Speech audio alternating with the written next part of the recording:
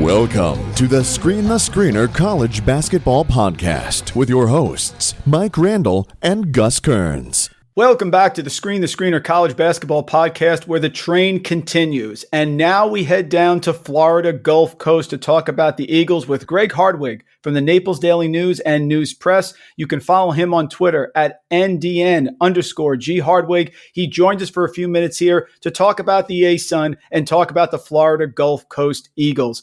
Greg, thanks so much for joining us. How you doing? Doing good, Mike. Thanks so much for having me. So last year, Greg, I've started with this question with everyone that we've done the preview with. COVID is the great unknown. And this year, it looks like we're slowly headed, hopefully, in the right direction, back to fans in the stands and back to a regular season. But just talk about COVID and how the season went for Florida Gulf Coast last year in what was really a great unknown for everyone.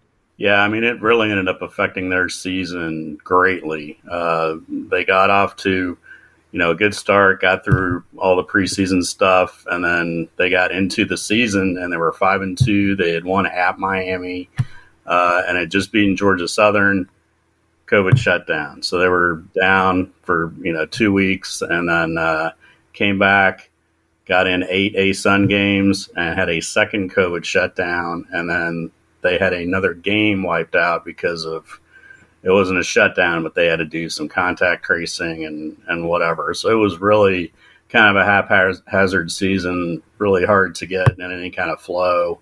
And they had just won their last 2 games against North Alabama before the second COVID shutdown, and North Alabama was either tied for first or way up there. So they were really feeling good about where they were at, got back to, where they were at before the first shutdown, they thought, and then, there it comes again. So, and looking at the season coming in under Michael Fly, this is going to be Coach Fly's 4th year. It's a big year, I think, for him in Florida Gulf Coast. First year that he took the reins back in 2019, they were 14-18. Then they fell back to 10-22. I would have thought, Greg, that and I would think the expectations were higher. I mean, 10-8 is how they finished out. But I would think that if any team was greatly affected in the ASUN by COVID, it could have been Florida Gulf Coast with where their expectations were and where they ended up. Agreed. I mean, they really felt good about where they were at. They had a freshman point guard named Luis Rolón that they had given more playing time to, and they were excited about him before the season. And then, when they got him integrated into everything, they really felt good at, when they were 5-2 and felt like they were going to make a mark in the conference, and then they only get in half their conference games. So we turn our attention to this year, and is it fair, would you say, Greg, that this is a sort of a critical year for Coach Fly? I would think they have a lot of transfers coming in, and really, I think coaches are being tested in a different way. Normally, you have your veterans returning, you're trying to assimilate a recruiting class and build towards the future.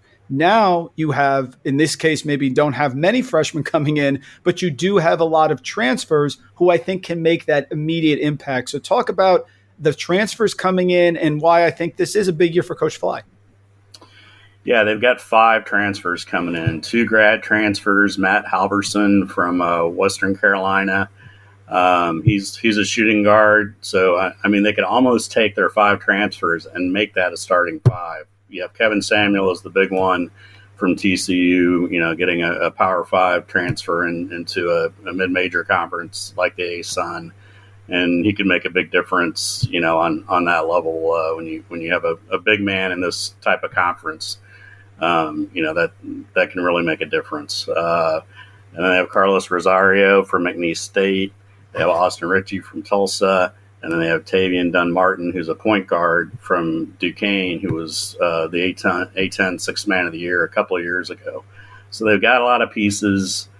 Coach Fly has, counting this year, he has 3 years left on his contract. So how that plays into how critical a year, I don't know. But I think the fact that he's, really front-loaded this roster with no freshmen. Andre Weir is a freshman, but he transferred from Richmond. So there's not a recruited freshman on the roster. So you have a lot of experience. It's just a matter of, getting these guys to learn to play together. Like when you have that much turnover and that many new faces. I think having players like Caleb Cato, who's been in the program for 4 years and is a senior, that can help get all those kind of things, all those new faces together. So we will see. He had a lot of transfers in last year and new faces too. And again, just because of the shutdown, they didn't really get all those pieces flowing together like maybe they could have without it. And if you look at Florida Gulf Coast under Coach Fly, the defense is solid. Last year in the ASUN, they held opponents to the second best percentage from inside the arc, 47.7%. But where they really struggled was on the offensive end.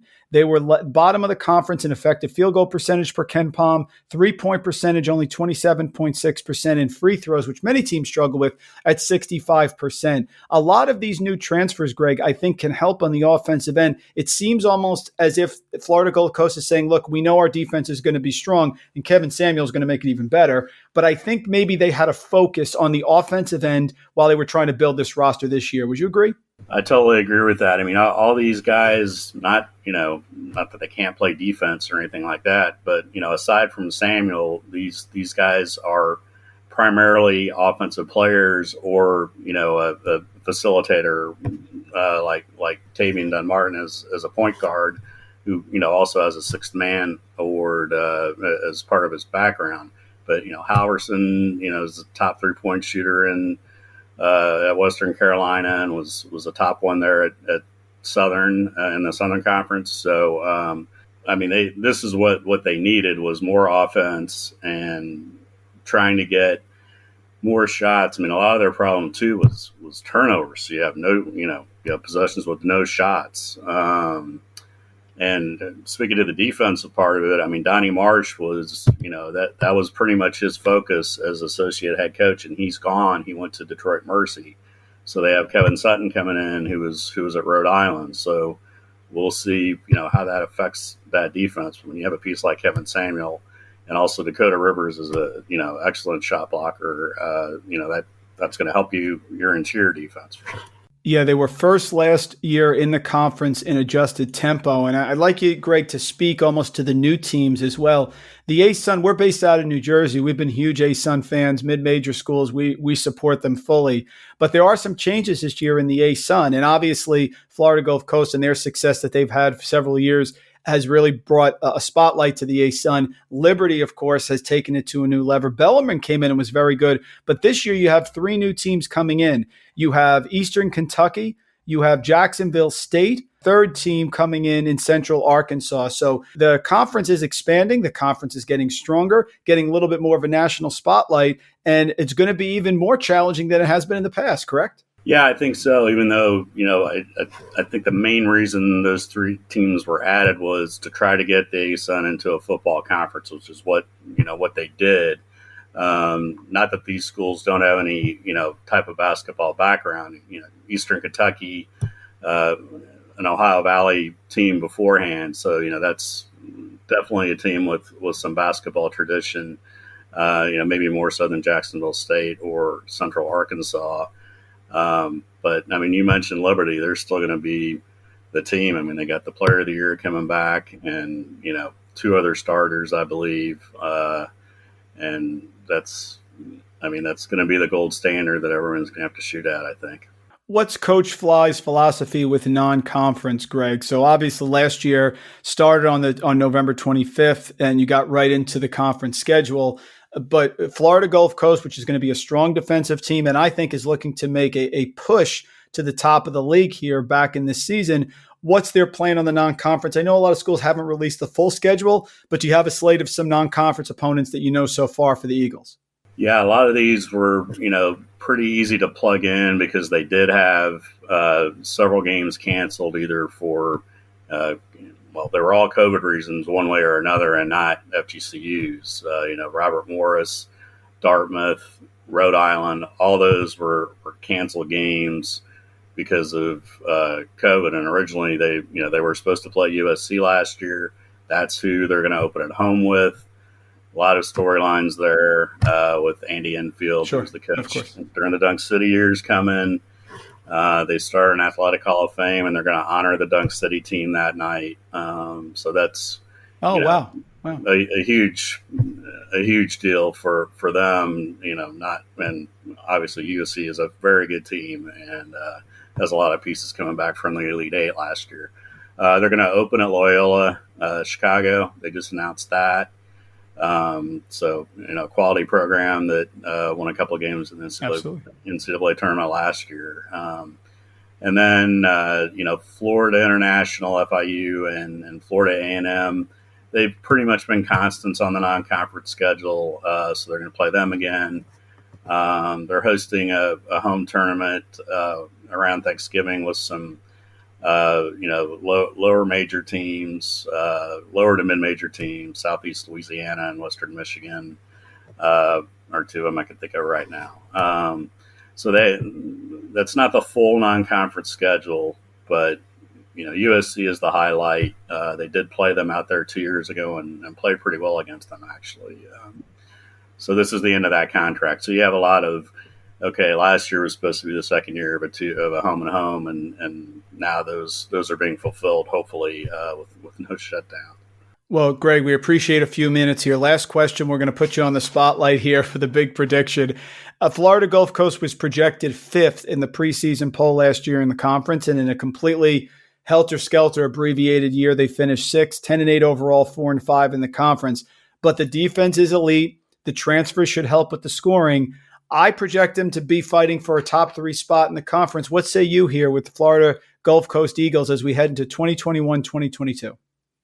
Yeah, that's what I was going to say. I think this is a solid third place team that maybe can go in and beat a team like Liberty once. I don't know. There's just a gap that they're going to have to close to get up to where Liberty is. And I'm not saying they can't do it, but it's just hard with so many new pieces that are going to be expected to be big contributing pieces to get them all to play together and get in a flow. That the team last year was unable to get into because of the shutdown.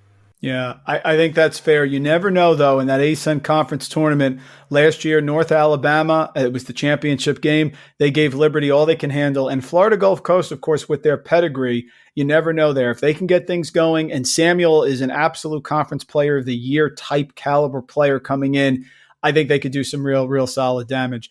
Folks, Greg Hardwick, thank you so much for a few minutes. Naples Daily News and News Press. Follow him on Twitter at NDN_G Hardwick. Greg, we appreciate a few minutes here. The ASUN is fantastic. It's a great, fun conference that has really grown in popularity. Like you said, some teams coming in, helping with football. I think there's going to be help to basketball as well. But we appreciate a few minutes here previewing Florida Gulf Coast for us.